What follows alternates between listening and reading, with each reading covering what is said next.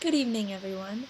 My name is Taylor Groves, and it is my privilege to be sharing the purpose behind the Wounded Warrior Project with you tonight.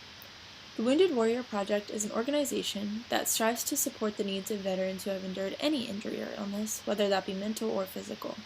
It is our mission to provide an encouraging community by connecting wounded veterans and their families, both nationwide and internationally, by means of support groups, counseling services, and recovery programs. What makes this organization so unique is the community that surrounds these warriors as they transition throughout all stages of their journey.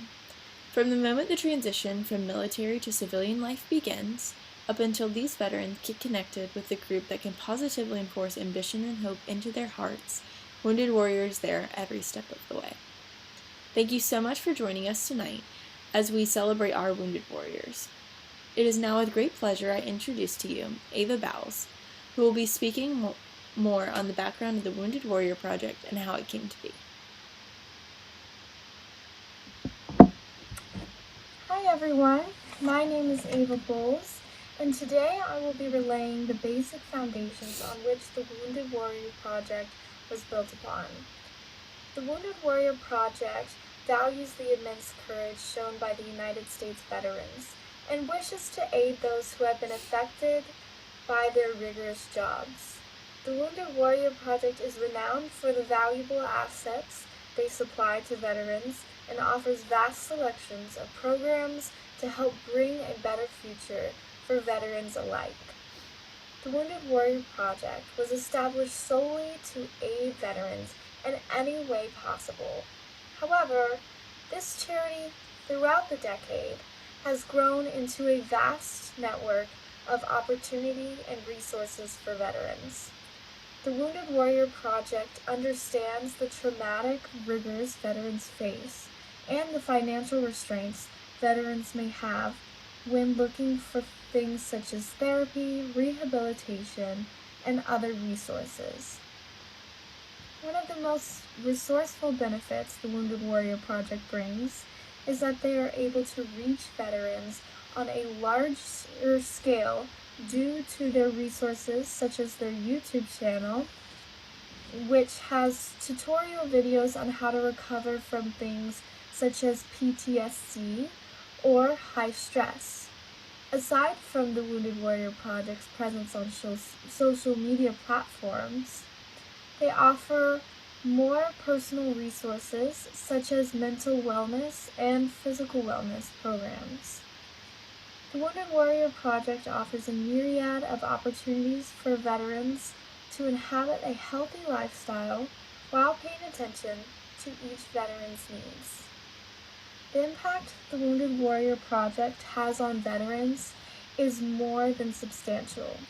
And to further elaborate on this project and extend gratitude for whom we will be recognizing today, I would like to introduce Duran Martin.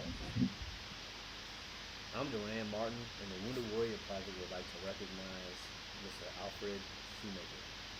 Now, most of you have heard about a tragic event that took place on December the 7th, 1941 in Pearl Harbor Naval Shipyard. An event that killed an estimated 2,400 people and catapulted the United States into World War II. Following this event, numerous sailors were documented as lost in action and presumed to be dead. Many families of sailors received telegrams as well as obituaries saying that their loved ones were killed or sunk in battle. A few weeks later, headlines that read, "Youth reported killed in action very much alive," were printed with articles stating that a lot of the people that were presumed to be dead were in fact very much alive and returned to action. Alfred Shoemaker was among those listed as lost in action, only to return to the ranks of the living. His family had received a Navy telegram that he was lost in action at the Pearl Harbor attack. An obituary was even printed out at his former hometown. However, he was alive.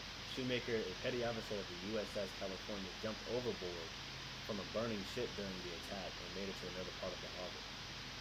When the survivors were mustered for a casualty count, he was counted as dead even though he was nearby. His family received the good news a few days later through a telegram that Shoemaker had indeed survived the attack. So we, the Wounded Warrior Project, are here to honor him with the Certificate of Bravery for his strength, bravery, and being a part of such a powerful historical event in United States history. And not only that, but actually survived in this event. Now for some closing thoughts from Brittany Stevens.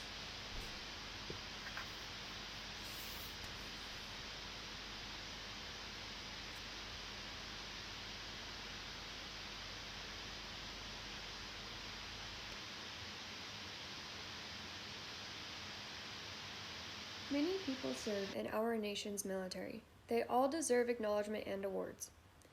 Sadly, we can't always give everyone the acknowledgement or award that they deserve. Today, we have honored someone that was lost in action during Pearl Harbor.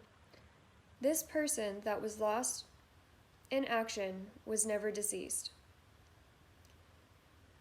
The claims of lost in action, for many, were later discovered to be false. This is the reason that it is now missing in action. The Wounded Warrior Project acknowledges, supports, and rewards those that were found injured or ill during war times. Some endured mental illness or injury, and some endured physical.